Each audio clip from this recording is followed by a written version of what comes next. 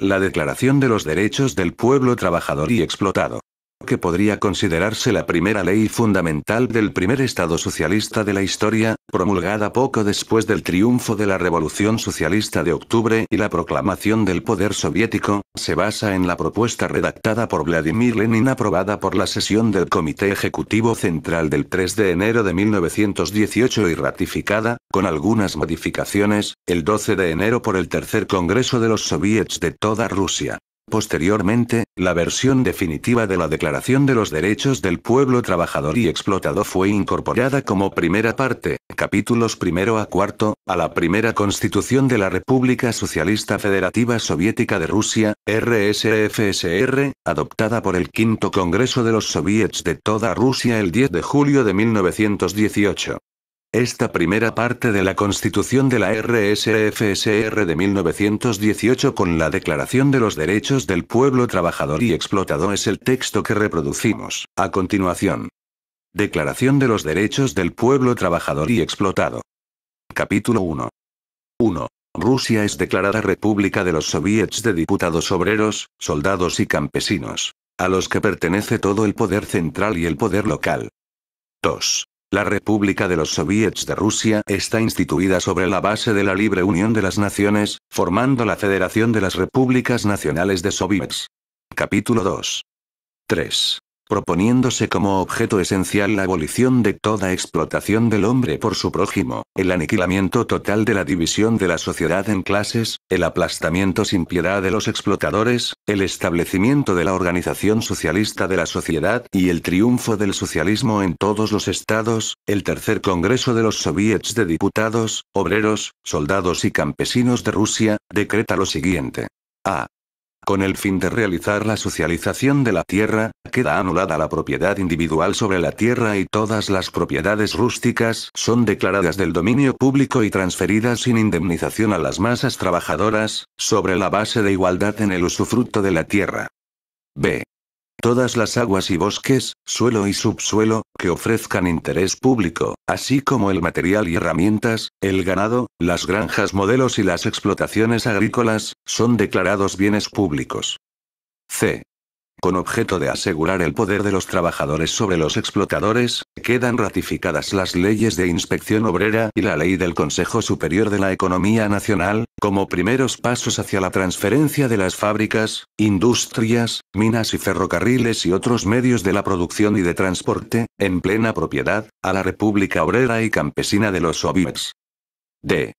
El Tercer Congreso de los Soviets de Rusia considera la ley de los Soviets relativa a la anulación de préstamos negociados por los gobiernos del zar, de propietarios y de la burguesía, como el primer golpe dado al capitalismo financiero internacional y expresa la esperanza de que el poder de los Soviets avanzará resueltamente en este camino hasta la victoria completa de la Revolución Obrera Internacional contra el yugo del capital.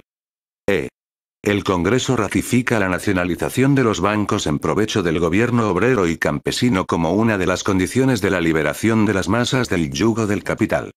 F. Con el objeto de destruir todas las clases parásitas de la sociedad y para organizar el régimen económico, ha sido instituido el trabajo obligatorio para todos. G. A fin de garantizar la plenitud del poder a favor de las masas trabajadoras y de eliminar toda posibilidad de restablecimiento del poder de los explotadores, el Congreso decreta el armamento de los trabajadores, la formación del Ejército Rojo Socialista de los obreros y campesinos y el desarme completo de las clases posesoras. Capítulo 3. 4. Expresando la resolución inflexible de arrancar a la humanidad de las garras del capital financiero y del imperialismo, que en la presente guerra, la más criminal de todas, han cubierto de sangre la tierra, el Tercer Congreso de los Soviets se asocia a la unanimidad de la política seguida por el poder de los Soviets sobre la denuncia de los tratados secretos, la organización de una fraternización, la más amplia, con los obreros y campesinos de los ejércitos en lucha en el momento actual, y la obtención a cualquier precio, por medio de medidas revolucionarias, de la paz democrática de los trabajadores, sin anexiones ni indemnizaciones, sobre la base de la libertad de los pueblos para disponer de sí mismos. Quinto, con este mismo objeto, el tercer Congreso de los Soviets insiste en el abandono total de la política bárbara de la civilización burguesa, que establece la prosperidad de los explotadores, en algunos países predestinados, sobre la servidumbre de centenares de millones de trabajadores, en las poblaciones de Asia, de las colonias y, en general, de los pequeños países. Sexto, el tercer Congreso aprueba la política de los soviets de los comisarios del pueblo, proclamando la total independencia de Finlandia, la retirada, comenzada ya, de las tropas rusas de Persia, y reconociendo a Armenia la libre disposición de sí misma. Capítulo 4.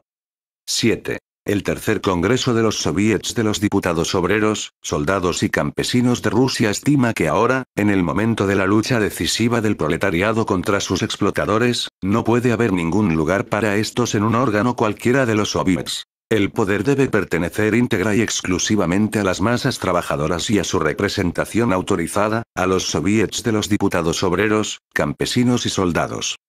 Octavo, al mismo tiempo, esforzándose en crear una alianza efectivamente libre y voluntaria y, por lo tanto, más sólida y más estrecha, de las clases trabajadoras de todas las naciones de Rusia, el tercer Congreso de los Soviets se limita a establecer los principios fundamentales de la Federación de las Repúblicas de los Soviets de Rusia, reservando a los obreros y campesinos de cada nación la facultad de tomar libremente en sus propios congresos la decisión de fijar los principios y las bases fundamentales de su participación en el gobierno federal y en las otras instituciones federativas de los soviets. Fuente: Quintiliano Saldaña, La Revolución Rusa. La Constitución rusa de 10 de julio de 1918, Madrid, Editorial Reus, 1919, apéndice, pp 95, 116, primera edición íntegra en versión española de la Constitución de la República Socialista Federativa Soviética de Rusia de 1918. Что такое советская власть? В чем заключается сущность этой новой власти, которой не хотят или не могут понять еще в большинстве стран?